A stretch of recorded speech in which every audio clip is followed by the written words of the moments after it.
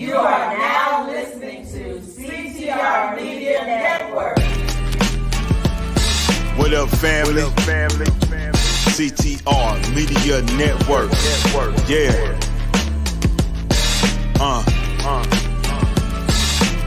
Best in the biz. Yeah. Join the team. CTR is who we are. The Media Network, that's the best by far. Whether you listen at your home, at your job, in your car, come get the information that's needed above all and everlasting. Motivational podcasting, giving you the answers to the questions. This is Olivia Tucker. I should say Dr. Olivia Tucker, and she is leveling up the podcast on CTR Media Network. That's me. I'm so happy to be here. Thanks to her, my podcast is doing great. 350 million, they tuning in. We in 50 different countries, we all can. And like-minded, find your purpose and your assignment. Come get your fix, your feel, your mental alignment. Get active and speak to the masses. Build your influence, all levels and all classes. Now you know you can monetize and grow. CTR Media Network, start the show. CTR Media Network. CTR Media Network. CTR Media Network. CTR Media Network. CTR is who we are. The Media Network, that's the best by far, you know. CTR Media Network. CTR Media Network.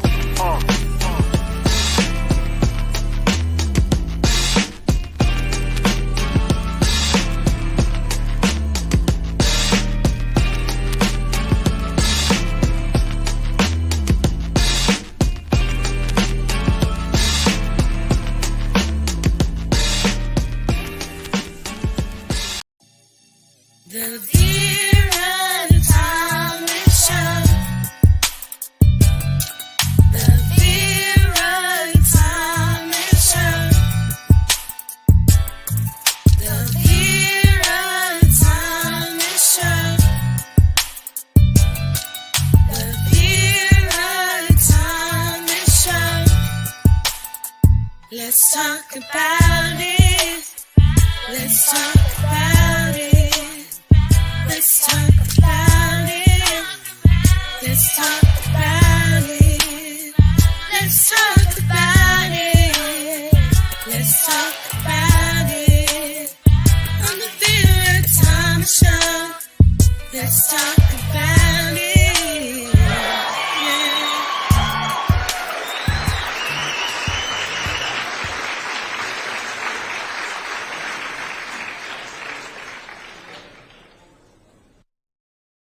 Hello. I am so excited today. I am with my guest. His name is Richard Blank. He is the CEO of Costa Rica's call center. And I am just so excited to have him here. But before I pull him up, what I'm going to do is share a video that he sent me that will tell you a little bit more about him. So let's show Fortune that. favors the brave.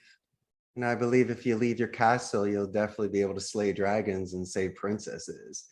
Have the sense of adventure in you. Realize that where you come from may or may not have any sort of influence of where you're going. I would definitely suggest learning the language, at least in a simple way if you can. I think you need to give yourself some time away from your phone, away from friends and family, just to take a walk. Because sometimes when you ask yourself questions, you'll get different answers. When you're at a different state of mind. Because when there's anxiety, under pressure, if you're desperate, you make certain decisions. Now, the decision I made coming here at 27 was on a whim, but it was built up after so many years of momentum and training for this, where this one in a million opportunity almost felt like destiny. So if it feels like a forced fit, ask again. If it's a woo way where there's no resistance, you are moving towards this naturally, and the stars are aligned for you, then Wendy, I would say is go, and I'll be your biggest support for you and what you're doing. And I won't be a naysayer. I won't be a great believer. I'll ask you questions and we'll talk about it.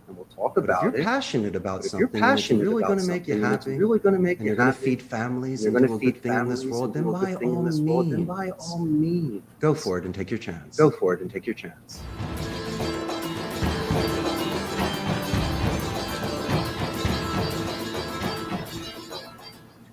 Yes, and let me pull him up. How are you today, Richard? I'm doing great, Vera. Thank you so much for having me Well, on your show. I am so excited, and what I'm going to do is share a little bit about you, and then we're going to take it from there. Mr. Absolutely. Richard Blank holds a bachelor's degree in communications and Spanish from the University of Arizona and a certificate of language proficiency from the University of Sevilla, Spain. A keynote speaker for Philadelphia's Abington High School 68th National Honor Society induction ceremony. Giving back to Abington Senior High School is very important to Mr. Blank. As such, he endows a scholarship each year for students that plan on majoring in a world language at the university level. Richard's journey in the call center space is filled with twists and turns. When he was 27 years old, he relocated to Costa Rica to train employees for one of the larger call centers in San Jose. With a mix of motivational speaking style backed by tactful and appropriate rhetoric, Richard shared his knowledge and trained over 10,000 bilingual telemarketers. Richard Blank has the largest collection of restored American pinball machines and antique Ricola jukeboxes in Central America, making gamification a strong part of CCC culture. Richard Blank is the Chief Executive Officer for Costa Rica's call center since 2008.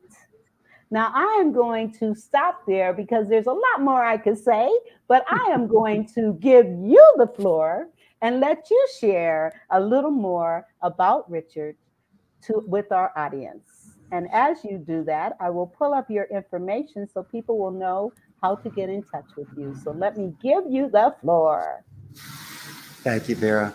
The most important thing is that maybe we can shatter some misconceptions in regards to what call centers do, or even a CEO.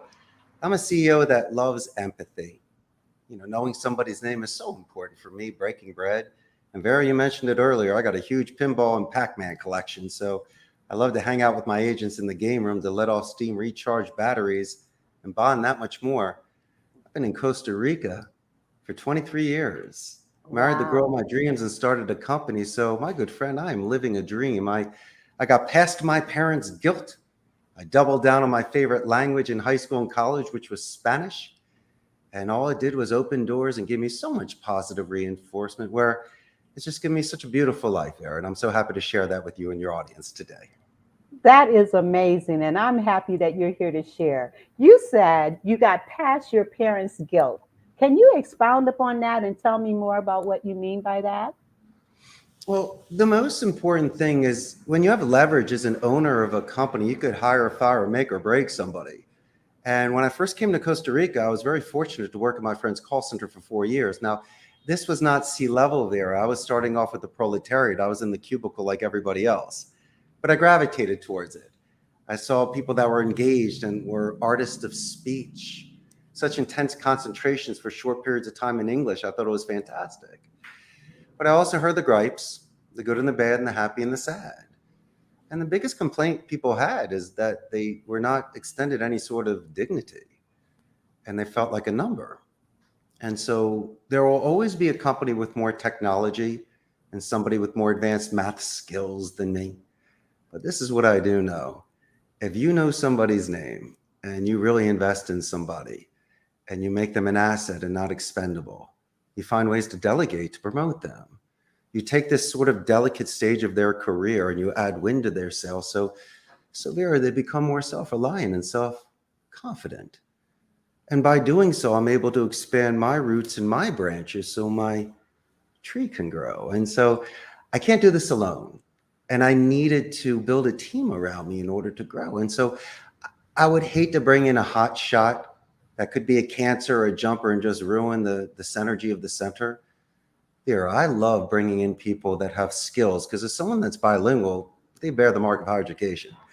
But if they're like a squire to a knight with no bad habits and we can mold them, could you imagine what we can do with these individuals? And so for me, I like dessert first, and I like to play recess at the call center. I like to expand on their soft skills and their English skills to give them more diplomacy and really work on their vocabulary so they can express themselves better. And by doing so, you give them stimulation that's more than just earning a paycheck. They're really growing here with me, and I think that's a beautiful thing. That's awesome. And you talked about, that brings us to the topic of our show. Oh, yeah. Happy tone, happy Happy tone. lives. Mhm. So let's kind of talk about happy tones, happy life.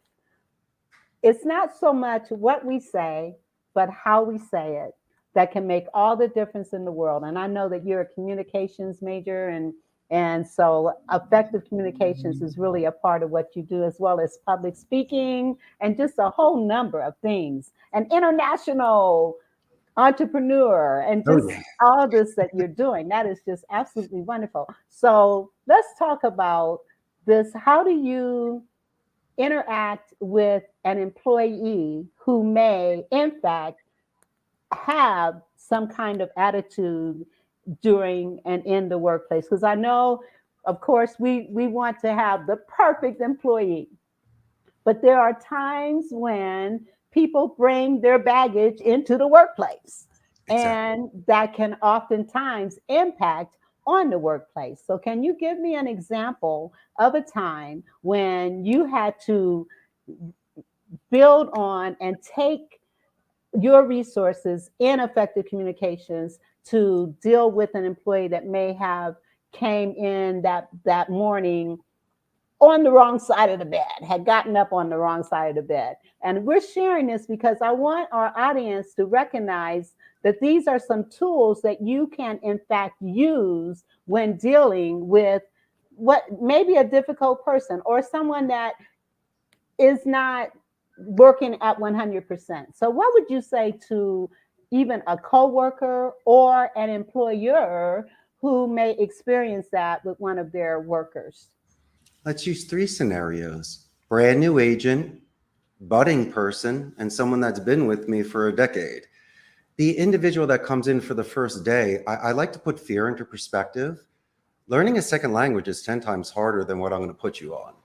And if you're not breaking the law, why are you afraid of a police officer? And if you're not cheating on a test, why are you afraid of a teacher? And if you're coming to work on time, pen at the ready, and coachable, why would you be afraid of me? You can't judge me on what happened at your last job, as I'm not going to judge you on the kid that just didn't come to work or make his phone calls. I believe in clean slates. And so I might be able to start off initially with somebody like that and also ask them a very good rhetorical question. How many bosses have you ever met and worked with you before? It's only about 10%. So most of the people have never really met their boss, and they work with me. They don't work for me. This is not 1984. And so maybe by establishing certain parameters and boundaries, and I am their boss, and I am paying for things, and I have contracts here, but I'm also a man, and I can relate with individuals. Don't take my kindness for a weakness. It's just empathy, but it's not sympathy. And so I want to start strong with these individuals. So prevention is better than a cure.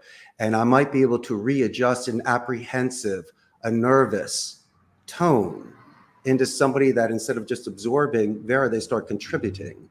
And then maybe you can start seeing an individual that starts opening up a little bit. And so I believe in steps. If I can show good faith by discussing their grammar and vocabulary, because I am a native speaker, they'll see that I'm investing in their education. And then if I do listen to their phone calls here at a call center, we have a quality control department. I'm not just going to call you champ. I know you're the champ, Vera, but first, your name's Vera.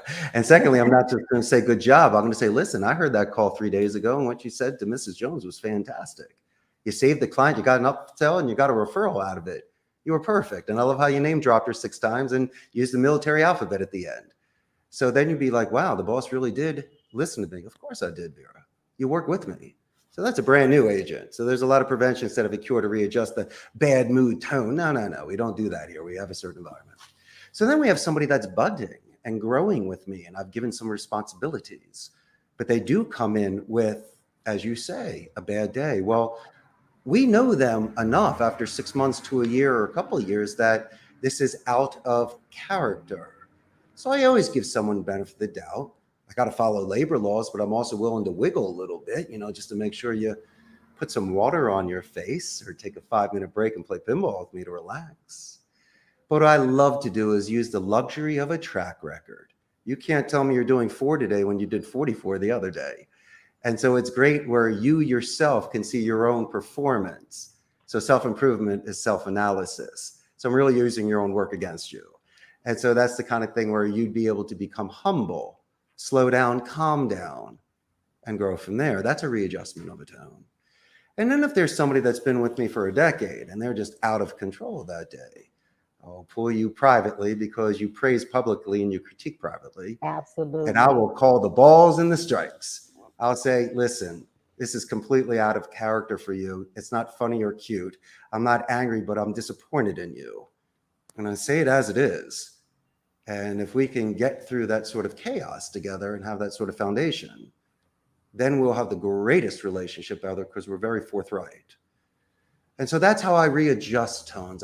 I do things at the moment, but if it's really at the moment and there's heightened anxiety for any sort of relationship, I like to listen twice as much as I think. I like to clarify things for my edification so I'm not miscommunicating. And my dear friend Vera, if I have the luxury of time, I'll write a draft and not send it. I will sleep on it, take a walk on it, hit the gym, wash the car, play pinball on it. And then the following day, most likely, Vera, I will apologize for overextending myself. Maybe my tone was not appropriate. And you deserve better than that. My friendship is so important with you that I can cut away the fat, notice the priorities, and we can start again. We shouldn't ruin a Thanksgiving dinner or a marriage over something. We don't always need to win. And there's always times you can fall on a smaller sword in order to readjust that tone.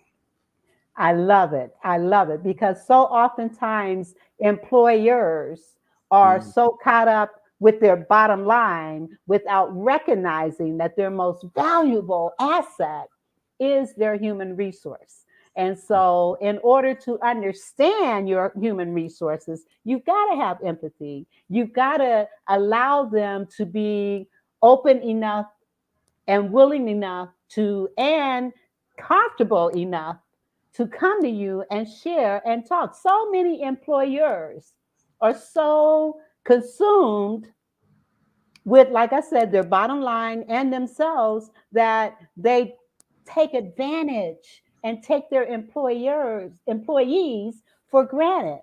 And so having that kind of communications that you're talking about and being able to, even so many times people do not want to accept that they may have to apologize, especially the employer. A lot of times they don't feel that they need to do that. And so for you to have that kind of heart and that kind of spirit towards your employees is phenomenal. Well, let's all be realistic, Vera. There's 2 types of attrition that we have here. We have natural and forced attrition. Natural attrition, for an example, Amazon works here, HP, Intel, and Oracle. So there's leverage. It's a seller's market. The agents can really get hired tomorrow if they want. So people will leave me for a scheduling conflict for the university. Maybe a good friend or a partner works there, so they'd rather be with them. Could be closer to their home, and also they might have skills where it's more lucrative. But I tell you what, Vera, there's never any real forced attrition here. I mean, if someone's not coming to work and making their calls by labor law, by default, they're going to get fired. But I will never give you the walk of shame or make you cry, to face you on the floor in front of everybody. What? To pad my ego? That actually makes me look worse. Absolutely. Absolutely. And the thing is, oh my God, how many employers do that?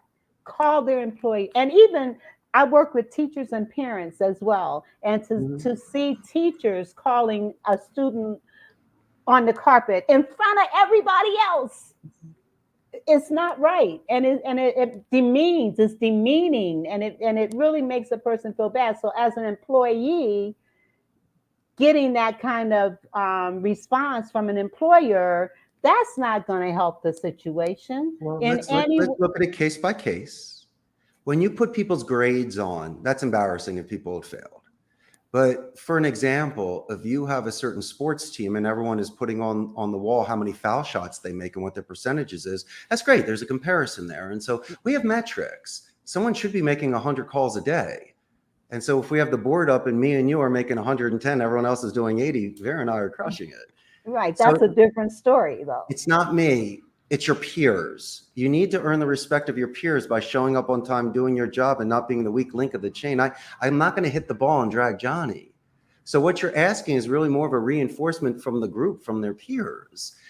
And if I can get them to have that sort of respect and that sort of mutual commitment, I've done my job. And then it also gives a chance for you and I to see who the future leaders are by not kissing butt, backstabbing, or doing some sort of conniving things, but by mastering levels. If you are perfect in regards to attendance, your phone calls, coaching, wrap up, the notes, military alphabet, you should be training people. I mean, imitation is the best form of flattery. Yes.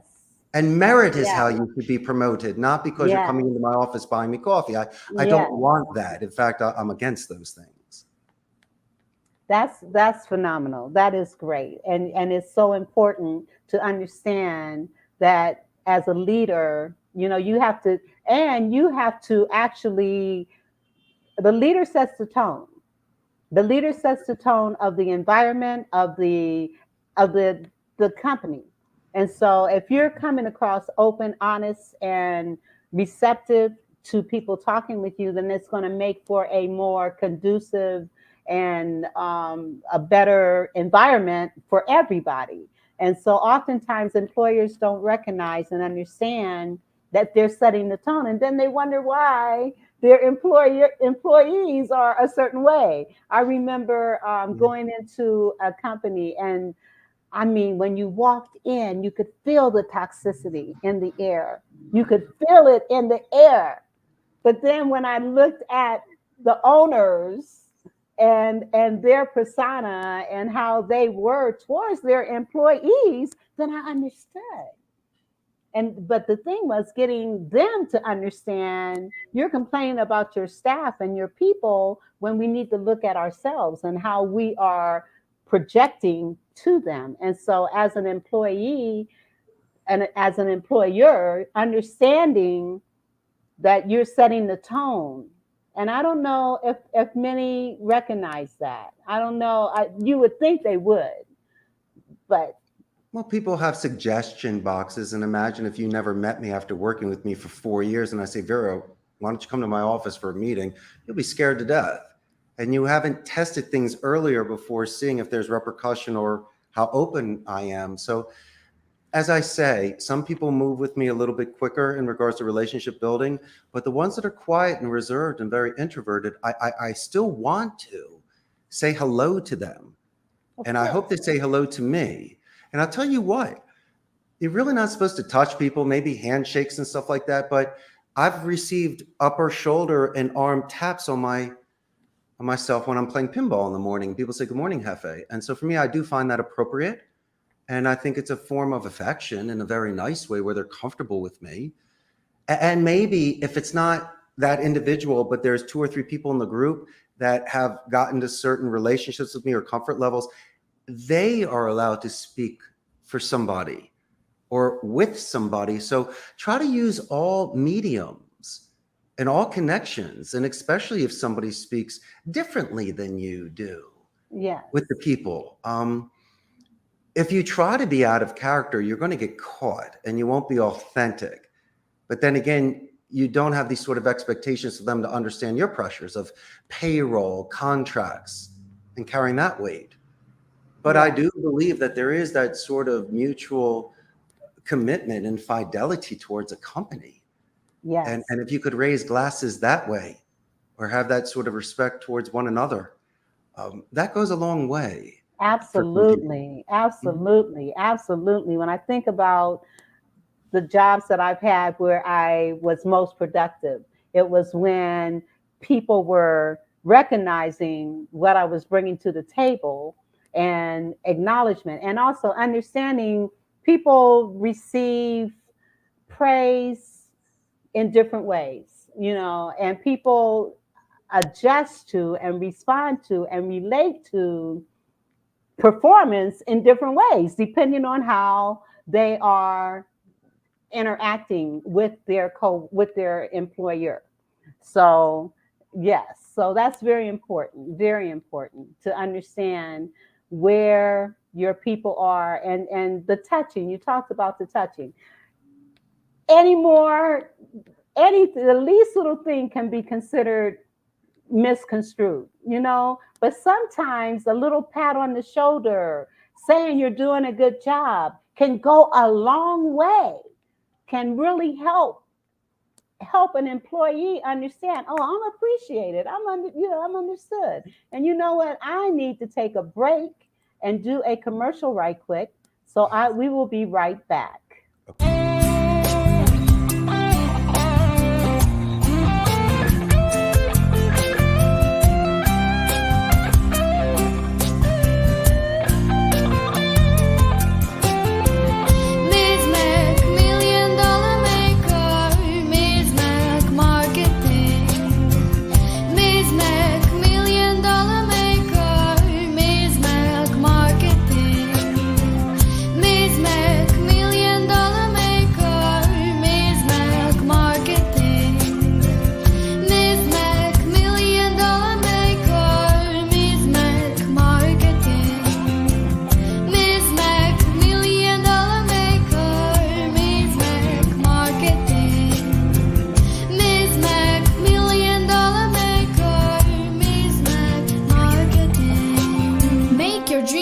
Reality today with Ms. Mac Marketing. 848-236-5026. Ms. Mac Marketing. If you're interested in having more visibility, getting your name and what you do out there, you want to contact Ms. Mac Marketing at 848-236-5026. And let me also say to you, please like, share, and comment, and please subscribe to the Vera Thomas Show. We need your help and your support. And speaking of support, I need your support also to help by donating to my show, to make it better, to improve what it is that I'm doing. You can do so through Cash App, $InStillGreat, PayPal or Zelle, Vera Thomas Show 1117 at gmail.com. Your support is appreciated. Your support is needed. So thank you very much, and I appreciate that. All right, back to my guests. Okay. So, Richard, there's so much to you. There's so many sides of you and so many things that you have done. And as I look at your bio again, one of the other things I wanted to talk to you about, because we had talked about telemarketing strategies, conflict management, which we kind of touched a little bit on just a few minutes ago, interpersonal soft skills, and those kinds of things. But before we get into that, tell me about your gamification. Tell me about that. Well, I'm a Generation X, so I grew up in the 70s and 80s, and I don't know about you, but I was always jealous of Rica Schroeder's Silver Spoons arcade, so I always wanted one. And one man's trash is another man's treasure. Yes. And in Costa Rica, a lot of these jukeboxes and pinball machines are sitting in bodegas for years. And so for a couple $100, I'll dust them off, drive a couple hours, grab them, bring them back, and you'll order some parts in the States and a couple electricians work on it. Next thing you know, you got a row of some beauties. And so it's the restoration, it's the craftsmanship, the marquees, the artwork, the bumpers, the sound. So restoring the jukeboxes and the arcade machines and the air hockey table, it's fascinating. And so a lot of these machines are older than the agents. Gamification is a wonderful thing to have in a company culture. It just doesn't have to be a PlayStation. They do that at home. Try to get things they haven't played before. And so what I did was I took it to the extreme. And so I'm fortunate to have the room, and I just continue to build that collection. My oldest pinball machine is a 1976 Bally's Freedom. Oh And the my newest one, you goodness. can laugh, is a 1997 fast break. And so I'm really about a 2 decade sort of pinball collector. I like the classics. Oh And my goodness. And you have them in your place of work so that your employees can take advantage, relax, have fun. half and That is half. I got half the wow. machines here, and then I got half of them at my home in my own man cave where I have my gym and everything. And so, as I say, I'm very fortunate. I'm fortunate to be able to afford them, and I know what my tastes are. I'm comfortable enough in my own taste to know what I like. That is And wonderful. I That's love awesome. these old retro games. So it's so much fun. That's amazing. That's wonderful. And I know now, let's talk a little bit more we talked about interpersonal skills and Mhm. interpersonal relationships in the workforce, but let's Sure. kind of talk about it from another perspective within the home. Let's talk about that a little bit. And also, let me say, I want to say hi to your mother because I know she's watching. You know, And Mama says hi. I had a wonderful conversation with her earlier this week, and you have a great son. Let me say that. And You're great, Vera. thank you See, for our taking audience the doesn't time. know the due diligence you do prior to your shows, but you and I communicated at least a half a dozen times. We were on long conversations, really getting a chance to know each other. And I was at the time visiting my mother in Arizona for my yearly trip, and you had Yes, called. So past the phone, Vera's meeting my mom, and it's just great. I mean, and why not? I'm so proud of my mom. I'm proud of you. We might as well meet thank one another. you. And there's nothing Yes. better than introducing someone to their mother. I thought I I got paid. agree. I agree. And I lost my mom when she was 43 years old. So especially when I see men embracing their mothers, I think about my son because my son embraces me as well. And it's nothing like it. It's nothing like it. I know your mother is so very proud of you, and she is so proud of you. And that is You know just she's so watching tonight wonderful. too. Yes. Yes. Well done, Vera. Shout out to Janie. I love it. Yes, absolutely. All right. So we again You're the talking about family, the most delicate yes, and sensitive of yes. subjects. How about this? I love family tradition, and I almost hold what my great grandparents and grandparents say is almost gospel. And there's such a chivalrous attitude I have towards my family where that comes first. Every family is different, and there's always situations in families, but for my own, I love my family unconditionally. I can't give 1,000 chances. I always believe that people need to leave something on the table and have mutual respect, but there should never be a deal breaker. You should try everything you possibly can to make things better, to have more understanding, maybe to assist, guide, lend a hand in your thoughts. But I also believe cooling off periods are exceptionally important. People need to take a break, a walk. I always thought that writing letters, not typing, the actual handwriting, you put something on paper, that's a little bit deeper. And maybe you might have someone's undivided attention. Maybe they'll read it multiple times. Maybe when you're speaking to it, they'll misinterpret your tone, but when they're reading it, that could be just in a neutral area where just the words are coming off the paper. You could use that thesaurus and constantly power up your words and adjust them to avoid rabbit holes. Don't do low blows. Don't bring up stuff in the past. Stuff like that's not necessary.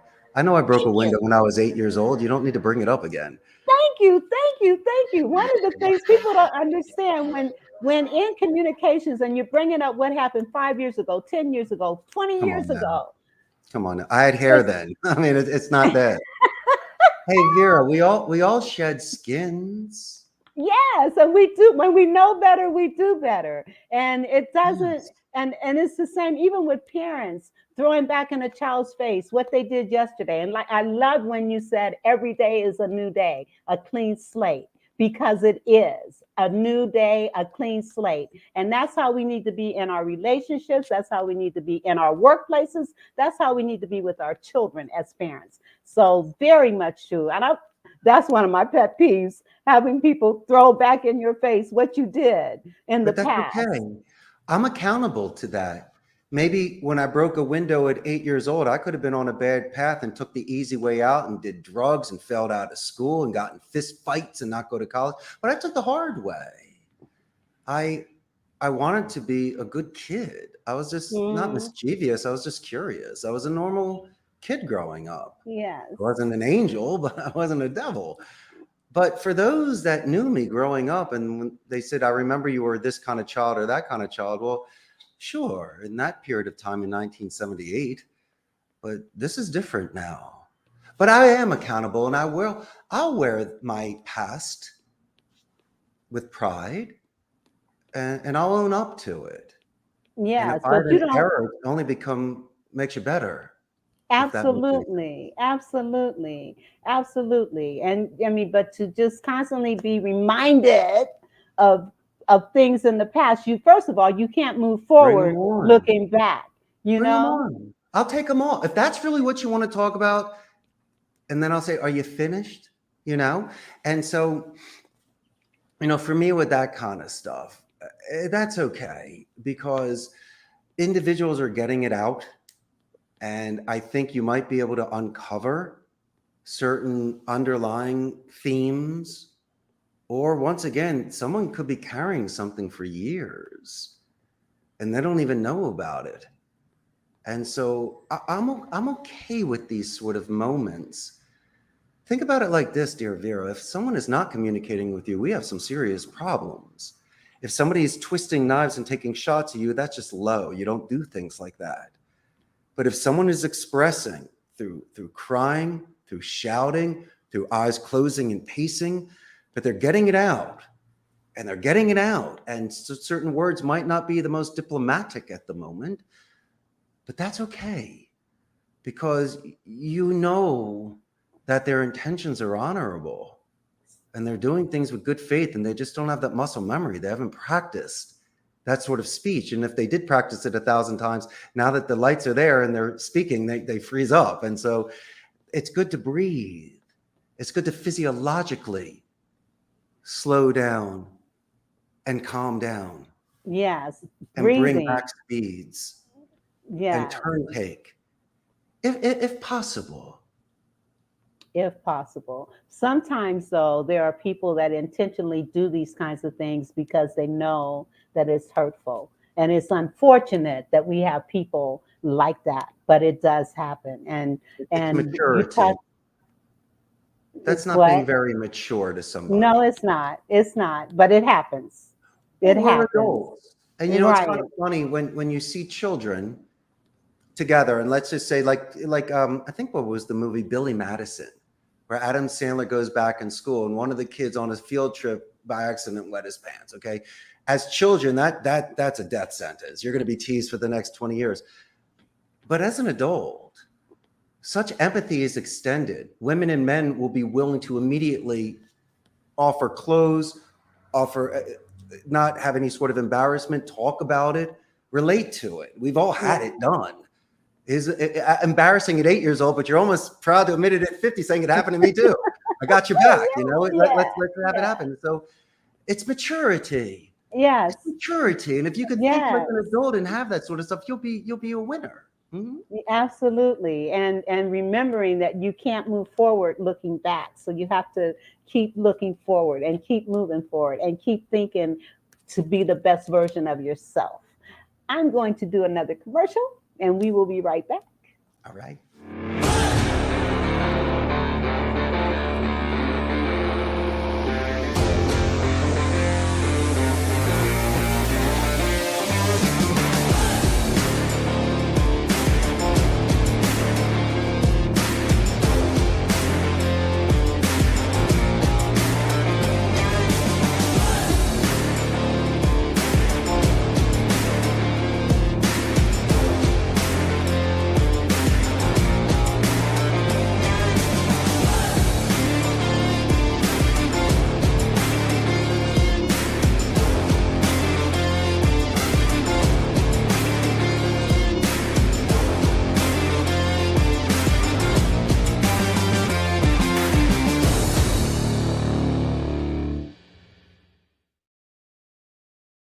My question is, Have you considered, and this is regarding this commercial that I just played, have you considered what are your options when our government digitizes our money?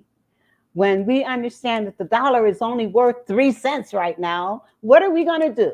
Well, if you have questions or concerns, or you want to know some options that are available to you, check out www.soundmoneybenefits.com. Again, www.soundmoneybenefits.com. All right. That's one down. Now, all right. So, Richard, you have such a wealth of information that you're bringing to the table and that you're sharing, and this wisdom. I think, what's coming to my mind is that scripture: "If any man lacks wisdom, let him ask of God, who giveth liberally and upbraideth not." And so you're bringing wisdom to us tonight, giving us some pointers and some tools that people can use in the workplace as well as family. You talked about how important family is, and it is important. And we have such divisiveness in our country right now that we need to really look at what can we do to change the trajectory of what we see today. Mm-hmm. And I know that's taken us to a whole nother level. We're talking about society now. But I want to ask you, what are some things, what can we do as a people to change what's going on, all the hate and all the dissension and all the bitterness and all this negativity that we're seeing out here? And I realize each of us must accept responsibility and determine what it is that we can do to make a difference. Each of us, it's incumbent upon each of us to decide what is it that I can do to make a difference in my life and also in the lives of others. So I'd like for you to kind of touch on some of that.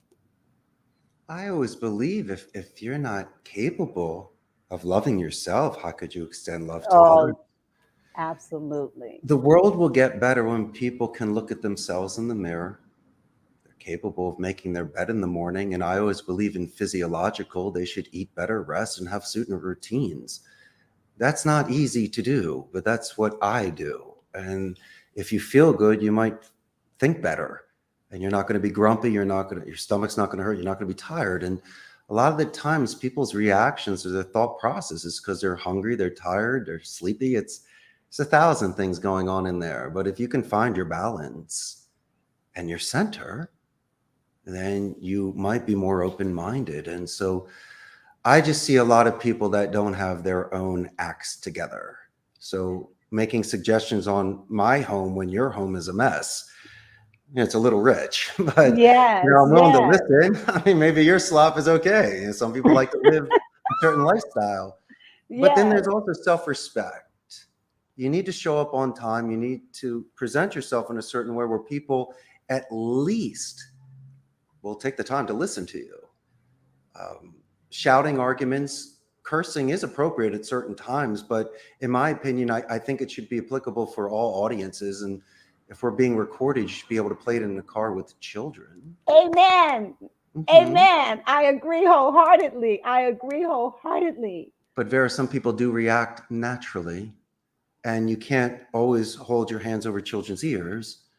And to let them know that some people do express themselves that way, and to not take it personal, it's just a bark more than a bite. But it's become such a norm. Cursing has become such a norm.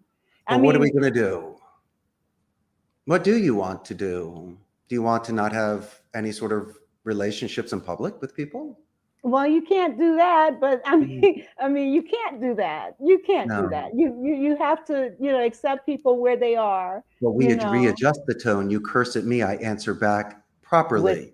Exactly. You curse again, and I say, thank you very much. I understand your position, Vera. And you did say 1, 2, 3, and let me allow myself to fix this for you. And so, exactly.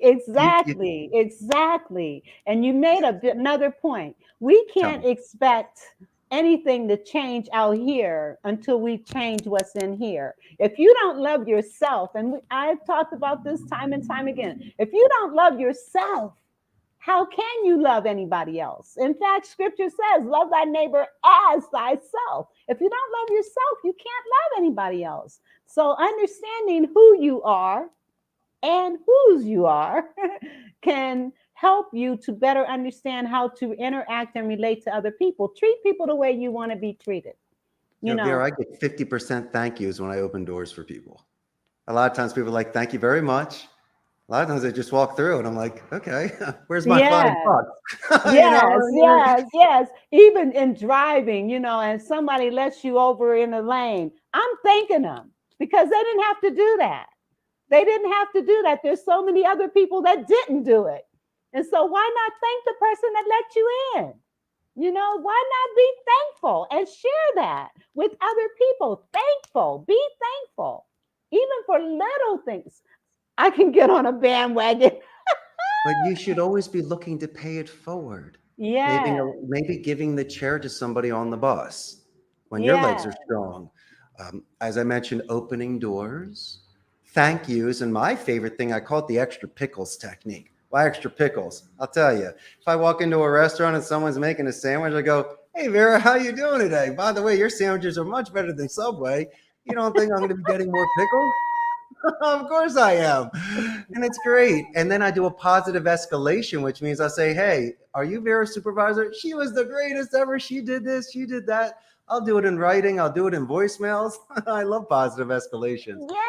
That's paying it forward and giving a gift. Yes, positive escalation. I want to challenge my listening audience to do that. Do that. Go outside of yourself and compliment somebody. Share and let somebody else know how you feel about their service to you. Yes. I love it. I love it. On telemarketing calls, when someone answers the phone, I'll do a company name spike. I'll say the name of your company better than you do. And then when I'm getting transferred to the decision maker, I'm going to say, hey, Vera, I'm just going to let you know, when I speak to Mr. Jones, you were the greatest. And so when I get transferred, I use my anonymity by giving them a compliment of the individual that works with them. So a defense level goes from like a 10 to a 2. Next thing you know, we're buddies because Vera's the greatest, you know? And we do it in writing as well. So when I call the company back, you go, Richard, I can't believe what you just said to my boss. By the way, his extension is this, his birthday is this, and this is how you're going to close the deal. And that's how you get past the gatekeeper. That's exactly how you get past the gatekeeper. You have my key. You just got to be nice to him. That's all you got to do. Exactly. Yeah. People don't understand. I'm telling you, my grandmother used to say you can catch more flies with honey than you can with vinegar, you know? And so being able to understand that and like, it's a mindset. But let me share something else, my dear friend. I don't bat 1,000. I like to have romantic deaths. I like to jump clouds. So if we're making phone calls in the first 30 seconds, I can do a company name spike. Hey, the Vera Thomas Show, how you doing today? And I say, hey, Vera, how you doing, Vera? Richard Blank. Yeah, Costa Rica's Costa, everything's great. No, we're interested. Click. Hey, I said your name at least 3 times. I said the name of your company better than you did. I was in the greatest mood. I said my name and my name of company. And so that sort of first 30-second shot. Yes. These are beautiful romantic deaths. I did what I had to do. I didn't compromise ethics. I put my best foot forward. And it just so happens I didn't snap you out of your trance enough to buy me enough time to really present my case. And but that's the way to keep people in a positive forced march in case they're having tough days or finding ways to give themselves a positive reinforcement to continue. I don't need 15 rounds, but if you can do a good first round, if you can do a good 2 minutes, you may be able to buy the momentum to last you longer. Yes, I love it. And I got to do another commercial. Awesome. I'll be right back. Let's do it. Hello, everybody. I am Dr. Tina J. Ramsey, and I want to share with you about CTR Media Network. Have you heard? CTR Media Network is a new standard of podcasting with over 30 plus podcasters. We reach 350 million global listeners worldwide in over 50 plus countries across all major podcasting and social media platforms. We have featured over 1,000 guests. What we specialize in is helping business owners, entrepreneurs, coaches, and fellow podcasters expand their visibility on our platform. We're all about positioning with visibility, connections, and teaching you how to monetize what you do. Let me tell you something. If you're a business owner, we have sponsorships opportunities. We have commercial slots. We also have opportunities for you to be a featured guest on any of our shows. So what are you waiting for? CTR Media Network is who we are, and this is where you need to be. So go to ctrmedianetwork.com and click our store feature so that you can see which opportunity fits your life and your budget so that we can get started working with you today.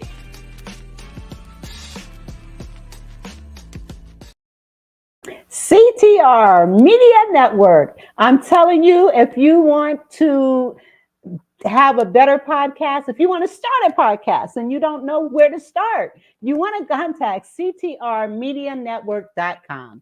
ctrmedianetwork.com. Yes. And also, I want to share a little bit about a young man that decided he wanted to sponsor me. And his name is Jamal Maya. He is a digital marketer and graphic designer, and he can help increase your YouTube visibility, SEO specialist. And I know, Richard, you helped me so much when I first met you about SEO and those meta things that I'm not that familiar with. But anyway, I do want to, and I'm also asking you to please lift Jamal up in prayer. He contacted me today and said that he lost his sister today. So please lift him up in prayer. And his name is Jamil Maya, and his WhatsApp is +880-172-907-143. You can also find him on LinkedIn. And again, this young man is one of my sponsors, and I'm most grateful for him. And I just wanted to give him his props tonight. All right, so now we can get back to our conversation. Okay. So we've got 8 minutes actually. And I want you, what do you want to talk about right at this point in time? Just wanted to jump in for a second and to say I'm so sorry, Jamil, in regards to your beautiful sister, and God bless her, and my condolences. And I wish you the most success for your business. I'm so happy that you're supporting Vera as well. And even though I never met your sister, I'm sure that she was shining bright, and now she's an angel. Yes. And having lost both my sisters, my heart really goes out to him. And he's a young man. He's got to be in his early 20s or mid 20s. So my prayers are with his family. All right. Now, on a positive note, Yes. Listen, this has really been a pleasure having you on my show. You've given some great insights and wisdom, words of encouragement, and I appreciate that. And I want you to just kind of share with our audience some other points before we end the show tonight. Absolutely. And yes, so I'm going to give you the floor and just let you talk. Appreciate that. When I was starting my business, well, first I learned it when I worked at my friend's call center for 4 years. So I learned the business inside and out. When I started very small. I was working out of my home, prospecting, receiving calls, but I was renting an individual station from a blended call center. It was like an internet cafe. So I was very conservative in the beginning, made sure to pay my taxes, the salaries, and I made my margin. And I was able to grow from there. And then I built out some space that I was renting. And then a couple of years ago, we just bought this building and built out 300 seats. And so don't rush, act your wage.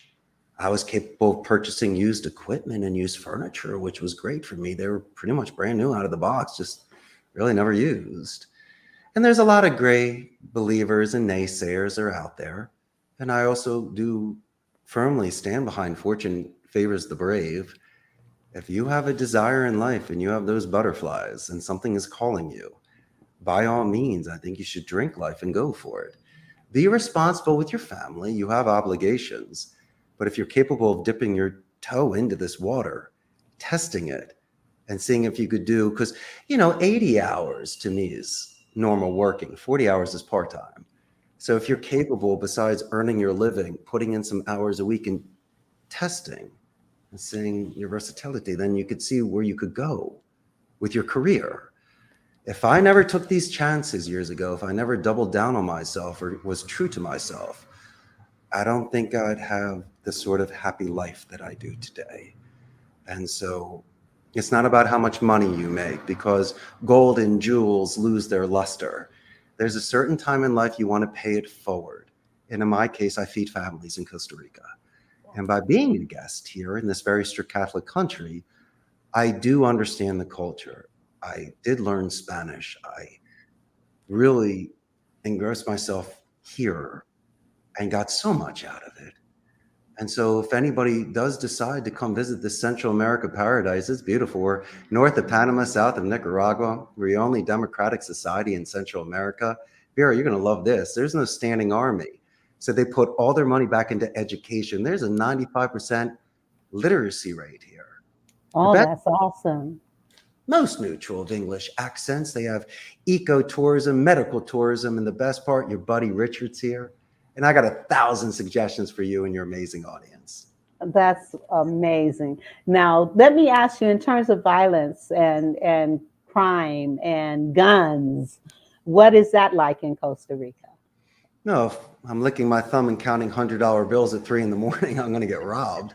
But it's a beautiful culture.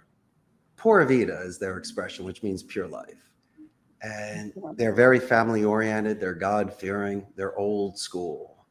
Now, is there crime? There's crime everywhere in the world. Depends on if you're looking for it, if you're asking for trouble. But for the most part, I believe that if you're a respectful guest in another country and you follow the laws and the rules and you're not loud and obnoxious and things like that, you should have a wonderful time. But I do see people here that let loose a little bit, and they should enjoy themselves, but they're also not acting the way they would at their own home. And so things in Philadelphia in the United States don't have that sort of importance here. And it's really more of your essence. You should be a person of the world, and you should be a leader that eats second. And you should be always willing to participate and to lend a hand. And by doing so, I've really, once again, have made so many good friends here. I met the girl of my dreams to build a company, Grace Bourbon. She's incredible. But there is no violence here, really. I mean, there's nonsense in certain areas, but for the most part, it's an extremely peaceful Central American country. Mm-hmm. That's wonderful. That is absolutely wonderful. Well, I'm telling you, you being on my show has been a pleasure. It's been an honor to have you here on my show tonight. And I appreciate all that you said. And I'm hoping, I want to end with, because you talked about following your dreams and following, if you have a passion, if there's something that's kind of grabbing you in your heart or your chest or your stomach, and you know this is what I should be doing, but you got all this other stuff going on, what I want to say to you, and we're going to end with me sharing this with each of you. And you've heard it before, but I feel like I want to say it again. Hold fast to your dreams. Even if at times it seems it may not come true, living your dreams will depend on you. The roads we take, the paths we choose are necessary to live our dreams through. There may be detours, winding roads, and wrong turns, all in which are lessons to be learned. As your journey unfolds, you'll realize your goals. What a beautiful story soon to be told. So audience, hold fast to your dreams. And in order for your dreams to become a reality, you gotta take action. Things will happen. Persist and you will gain. Pursue your goals day by day. Your life will not be the same. Dream dreams without hesitation. Visualize them. See them every day. Feel the excitement, exaltation while you're on your way. And with that, I want to say thank you, Richard, for being here. Thank you, audience. And this will be played over and over and over again on several platforms and on as a podcast as well. So I appreciate you being here. I appreciate my audience listening. I'm sorry that we didn't have a lot of interaction tonight. I was expecting that, but it's okay. It's all good. And so what I want to say to each of you again, have a good night. Have a great week. And thank you again for being here. And we will see you again next week. The Vera Thomas Show. The Vera Thomas Show. The Vera Thomas Show. The Vera Thomas Show. Let's talk about it. Let's talk about it. Let's talk about it. Let's talk about it. Let's talk about it. Let's talk about it. On the Vera Thomas Show. Let's talk about it.